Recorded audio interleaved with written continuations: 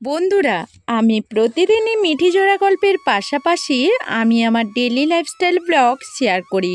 Please আমার ভিডিওগুলো দেখে আমার পাশে থাকবে। আজকের আমি তোমাদের সামনে নিয়ে চলে এসেছি চিড়ের দারুণ টিফিন রেসিপি।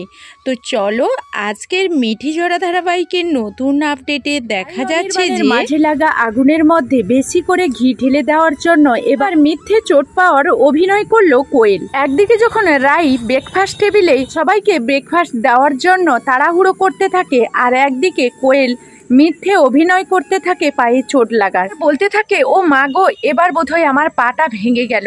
তখনই অনির্বাণ ছুটে আসে আর কোয়েলের পায়ে মালিশ করতে থাকে। অনির্বাণ বলতে থাকে, কি ব্যাপার কোয়েল, তুমি অনেক বেশি আঘাত পেয়েছো? তোমাকে আগেই বলেছিলাম তুমি এখানে সাবধানে চলাফেরা করবে, কারণ তোমার তো আগেরও অভ্যেস আছে এখানে সেখানে যখন তখন ব্যথা পেয়ে যাও। কথা শোনা মাত্রই রাই যখন ছুটে আসে দেখতে পায় অনির্বাণ আগের থেকে কোয়েলের বেশি ট্রিটমেন্ট করছে।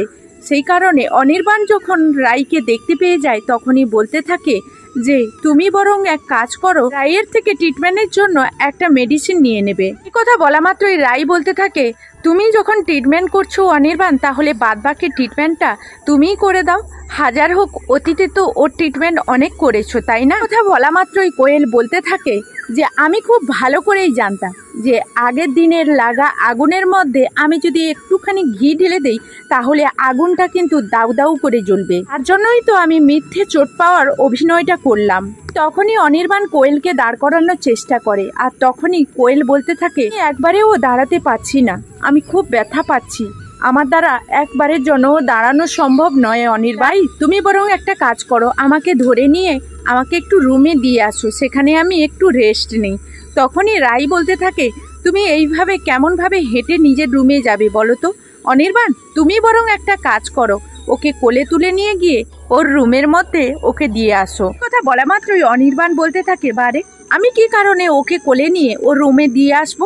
তখনই রাই বলতে থাকে, বারে তুমি কিভাবে তাড়াহুড়ো করে ছুটে এলে, ও ট্রিটমেন্ট করছো, আর এইটুকুই তো কাজ, ওকে তো কোলে করবে, ওর রুমে দিয়ে আসবে, আর তো কিছু নয়। অনির্বাণ বলতে থাকে, রাই তুমি আমাকে দিয়ে যদি এই কাজটা করানোর খুব ইচ্ছে আছে তাহলে বরং আমি এই কাজটা করি, কারণ বাড়ির গেস্টকে তো আর এই অবস্থায় ফেলে রাখা যায় না। তুমি পারো, আমি পারি না, যাই হোক আমার বাড়ির তো একটা মান সম্মান আছে। এই কথা বলে যখন কোয়েলকে অনির্বাণ কোলে তুলে নেয় তখন ওর রুমে শুইয়ে দেওয়া মাত্রই অনির্বাণ আর কোয়েল দুজনেই যখন খুব কাছাকাছি চলে আসে, ঠিক সেই মুহূর্তে রাই কোয়েলের জন্য মেডিসিন নিয়ে ওই রুমের মধ্যে যায়, আর তখনই দেখতে পাই যে কোয়েল আর অনির্বাণ অনেকটাই কাছাকাছি। এই দৃশ্য দেখার পর রাই আর নিজেকে কন্ট্রোলের মধ্যে রাখতে পারলো না। তখনই ওই মেডিসিনটা ওইখানে ফেলে দিয়ে যখনই নিজের রুমে ছুটে চলে যায় তখনই কোয়েল বলতে থাকে, অনির্বাণ জানি না রাই আবার কি সব বের করে ফেলবে, আমি সেটা জানি না গো, তুমি বরং গিয়ে দেখো রাই যাতে না কোনোভাবে কষ্ট পায়। ইস, আমার এই চোটটার জন্য তোমাদের মধ্যে কোনোভাবে যাতে না অশান্তি লাগে, সেটা আমি কখনোই চাই না গো। উনি অনির্বাণ বলতে থাকে, দেখো কোয়েল, তোমার কি উদ্দেশ্য সেটা আমি খুব ভালো করেই জানি। তুমি যতই চেষ্টা করো না কেন আমার আর রায়ের মধ্যে তুমি ভাঙন ধরাতে পারবে না। আজকে যে কাজটা আমি করে দিয়েছি না, আমার মনে হয় না যে পরবর্তীকালে আগুন লাগানোর জন্য আর কিছুটা সময়ের প্রয়োজন হবে। তো এই কথা বলা মাত্রই রায়ের কাছে অনির্বাণ ছুটে গিয়ে বিপদে পড়ে যায়। তো বন্ধুরা, এই ছিল মিঠি জোড়া ধারাবাহিকের নতুন আপডেট। তো বন্ধুরা, চিড়ে তো অনেকভাবেই খেয়েছো, আজকের আমি চিড়ের নতুন এক রেসিপি নিয়ে চলে এসেছি, তার সঙ্গে দারুণ একটা চাটনি। তো চলো ভিডিওটা শুরু করা যাক। আজকে চলে এসেছি, চিড়ে তো তোমরা অনেকভাবেই খেয়েছো, আমি চিড়ের দারুণ একটা রেসিপি নিয়ে আজকে তোমাদের সামনে চলে এসেছি। তো ভিডিওটা ট্রাই করলে তারপর তোমরা বুঝতে পারবে। এখন আমি পুরো 1 কাপ মতো চিড়ে নিয়েছি। এখানে তোমরা চাইলে একটু বাড়িয়ে নিতে পারো আর কমিয়েও নিতে পারো। এখন চিড়েগুলোকে খুব ভালো করে আমি জলে পরিষ্কার করে নেব। যেহেতু চিড়ের মধ্যে খুব নোংরা থাকে সেই কারণে খুব ভালো করে পরিষ্কার করে নিতে হবে।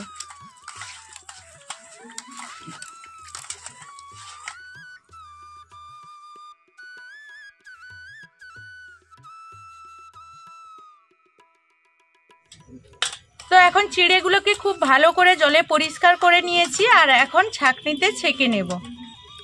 দেখো কত নোংরা বেরিয়েছে।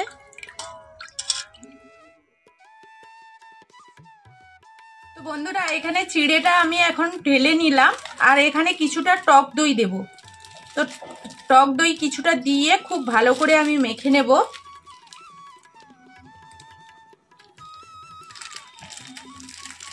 আর টক দই দেওয়ার কারণে চিড়েটার টেস্ট কিন্তু দারুণ আসবে এই জন্য। তো বন্ধুরা এটা আমি দই মাখিয়ে একটু রেস্টে রেখে দিয়েছিলাম। তো এখন দেখো কতটা জল শুষে নিয়েছে। তো এখন এর সঙ্গে কিছু উপকরণ মেশাবো। তো আমি এখানে দিচ্ছি চিলি ফ্লেক্স। তো চিলি ফ্লেক্স তোমাদের কাছে যদি থাকে দেবে, আর না হলে তোমরা শুকনো লঙ্কাকে শুকনো খলাইতে নাড়াচাড়া করে তারপর কিন্তু কুচি কুচি করে কেটে নিয়ে দিয়ে দেবে। এখন দিচ্ছি কাঁচা লঙ্কা। কাঁচা লঙ্কাটা একটু আমি বড় বড় সাইজ করেছি। আর নিয়েছি গাজর, গাজরগুলোও ছোট ছোট করে কেটে নিয়েছি। আর এখানে দিচ্ছি ক্যাপসিকাম।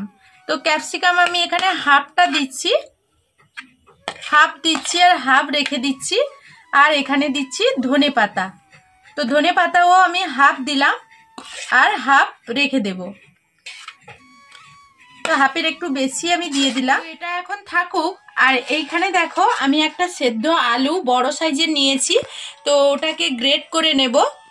তো এইভাবে গ্রেট করে নেব। আমি সেদ্ধ করে নিয়েছিলাম, অনেকগুলোই সেদ্ধ করেছি, ওগুলো আমার একটা কাজে লাগবে, এই কারণে আমি একটা গ্রেট করে নিচ্ছি।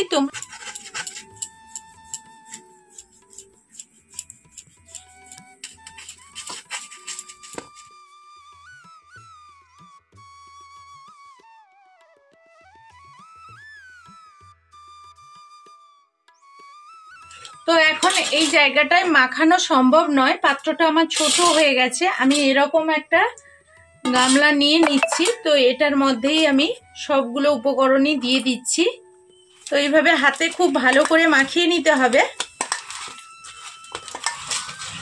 এটা আরো টেস্ট করার জন্য আমি এখানে দিয়ে দিচ্ছি চাট মশলা, আর দিয়ে দিচ্ছি স্বাদ মতো লবণ। এখন দিয়ে দিচ্ছি স্বাদ মতো জিরে গুঁড়ো। তো সবগুলো উপকরণ আবারও আমি হাত দিয়ে খুব ভালোভাবে মেখে নেব। আর এই মাখাটা অনেকটা শক্ত করে মাখতে হবে। তো দেখো বন্ধুরা দেখতে কত সুন্দর হয়েছে। তো খেতেও ঠিক সেইভাবেই সুন্দর লাগবে। তো এখানে দেখো গাজর আর ক্যাপসিকাম এইভাবেই কিন্তু এর মধ্যে দিয়ে দিলে তো এই টিফিনটা এত সুন্দর হয়, বাচ্চারা তো খুব ভালোবেসে খায়। আর এর মধ্যে যে আমরা এতগুলো সবজি বাচ্চাদেরকে খাইয়ে দিচ্ছি সেটা কিন্তু বাচ্চারা বুঝতেই পারবে না। আর ধনে পাতাটা একটু বেশি দিয়েছি, কারণটা কি সুন্দর সুগন্ধও একটা ভালো আছে। এখানে আমি দেখো হাফ কাপ মতো বেসন নিয়ে নিয়েছি। তো বেসনটা প্রথমে আমি হাফ কাপ দেব, যদি প্রয়োজন হয় পরে দেব। তো মানে এই ডোটা তো একটা সুন্দর করে শক্ত ডো তৈরি করতে হবে। যদি নরম থাকে, আর লবণও অলরেডি দিয়ে দিয়েছি, যদি নরম থাকে তাহলে কিন্তু আবার একটু বেসন দেব, না হলে কিন্তু দেব না। এই বেসনটাতেই কাজ হয়ে যাবে। তো সম্ভবত আমার বোধহয় আর বেসনের প্রয়োজন হবে না, এটাতেই আমার কাজ হয়ে যাবে। আর খুব ভালো করে এটাকে মাখিয়ে নেব। যদি বেসনের প্রয়োজন হয় আমি তোমাদেরকে বলবো। তো বন্ধুরা এখানে আমি আরো একটা জিনিস দিতে ভুলে গিয়েছিলাম। তো এটা হলো চিনেবাদাম। চিনেবাদামটা অবশ্যই দেওয়ার চেষ্টা করবে। আমি শুকনো খোলায় ভেজে নিয়েছিলাম, কিছুটা ছাল ছাড়িয়ে নিয়েছিলাম, কিছুটা থেকে গেছে, আমি 2 চামচ মতো দিয়ে দিলাম। আর এইটা রেখে দিলাম। আমি যেই জিনিসগুলো রাখছি পরে কাজে লাগবে সেটা আমি তোমাদের দেখিয়ে দেব। এখন এটা আবারও ভালো করে এখানে মিক্সড করে নেব। তো বন্ধুরা এখন আমি এইদিকে কড়াইতে তেলও দিয়ে দিচ্ছি। তো এগুলো কিন্তু একেবারে ডুবো তেলে যে ভাজতে হবে তা নয়। তো এখানটায় এখন দেখো হাতে তেল নিয়ে নিয়েছি যাতে না হাতে লেগে যায়। আর এইরকম একটা করে এরকম নিয়ে নেব ডো। খুব বড় বড় সাইজ করছি আমি। তো এইরকম সুন্দর একটা শেপ দিয়ে দেব। তো এরকম লম্বাটে আমি দিয়ে দিচ্ছি, তাহলে দেখতে ভালো লাগবে। আর এটা খেয়াল রাখতে হবে যে একই সাইজেরও যেন হয়। একটা হয়ে গেছে, একটা শেপ দেওয়া হয়ে গেছে, এরকম একটা করে নিলাম। তো বন্ধুরা আবারও একটা আমি তৈরি করে নিলাম, আর এই যে একই রকম সবগুলো তৈরি করে তোমাদেরকে দেখাচ্ছি। বন্ধুরা এখন দেখো আমি সবগুলো কিন্তু রেডি করে নিয়েছি। এইরকম ভাবে একটা একটা করে ভেজে নেব।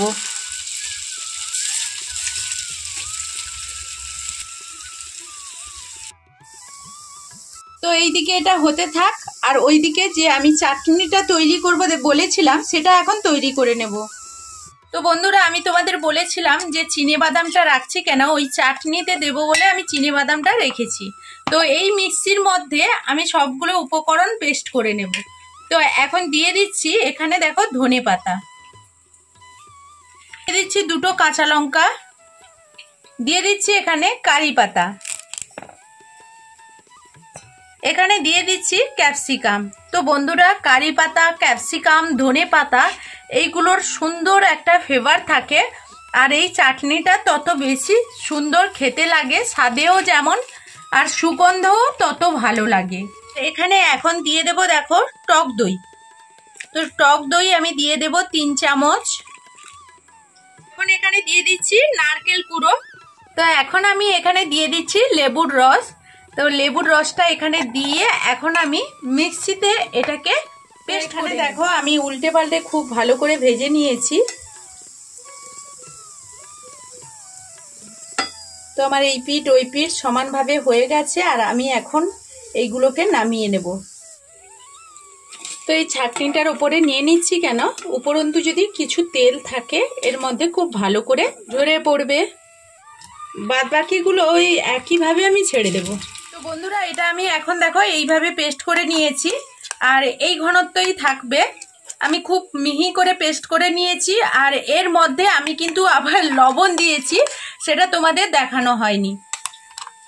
তো এখন আমি একটা পাত্রে এইভাবে নিয়ে নিচ্ছি এই বাটির। আমি এখানে একটু তেল দিয়ে দিচ্ছি। তো 2 চামচ মতো তেল দিয়েছি, 1 চামচ মতো কালো সর্ষে দিয়ে দিলাম, আর দিয়ে দিচ্ছি এখন কারি পাতা। একেবারে আঁচটা তেল যখন গরম, আমার ভীষণই গরম হয়ে গেছিল, আমি কিন্তু তেলটাকে এখন কড়াইটা নামিয়ে নিয়েছি। আর এখানে দিয়ে দিচ্ছি দেখো হিং, একটু পরিমাণ হিং দিয়ে দিলাম, এখন চাটনির মধ্যে দিয়ে দেব। তো এখন আমি এই তরকাটা এর মধ্যে দিয়ে দিলাম। এখন আমি এটা খুব ভালো করে মিশিয়ে নেব। তো বন্ধুরা এই চাটনিটা জাস্ট এই রেসিপির সঙ্গে অসাধারণ একটা রেসিপি, তোমরা একবার অন্তত অনুরোধ থাকলো বাড়িতে ট্রাই করবে। তো চপ, সিঙ্গাড়া, পকোড়া যে কোনো ভাজার সঙ্গে, মানে চপ সিঙ্গাড়া জাতীয় পকোড়া যে কোনো জিনিসের সঙ্গে, ভাজার সঙ্গে তোমরা কিন্তু এই চাটনিটা খেতে পারো। অসাধারণ একটা চাটনি হয়, এইভাবে তোমরা বানিয়ে নিতে পারো। এখন আমার এই চিড়ের টিফিনগুলো কিন্তু সবগুলোই কিন্তু রেডি হয়ে গেছে, আর আমি এখানে বের করে এখন চাটনির সঙ্গে সবাইকে খেতে দিয়ে দেব। তো বন্ধুরা এখন দেখো সবগুলো আমি চিড়ের টিফিনটা তৈরি করে নিয়েছি এইভাবে, আর এইভাবে তোমরা জাস্ট বাড়িতে বানিয়ে ফেলবে, আর খুব তাড়াতাড়ি হয়ে যায়, আর অল্প তেলেই হয়ে যায়। আর এর সঙ্গে এখন আমি দিয়ে দেব চাটনি। তো চাটনিটাও এর সঙ্গে দারুণ হয় বন্ধুরা, তোমরা এইভাবে একবার ট্রাই করবে। তো বন্ধুরা দেখো ভেতরটা কত সুন্দর হয়েছে। তো এইভাবে এই চাটনির সঙ্গে এই চিড়ের টিফিনটা দারুণ টেস্ট আসে। তো একবার অন্তত ট্রাই করবে, খুব ভালো লাগবে। যাই হোক এই পর্যন্ত আমার ভিডিওটা, ফিরে আসবো নতুন কোনো ভিডিও নিয়ে। ততক্ষণ সবাই সবার পরিবারকে নিয়ে ভালো থাকো, সুস্থ থাকো।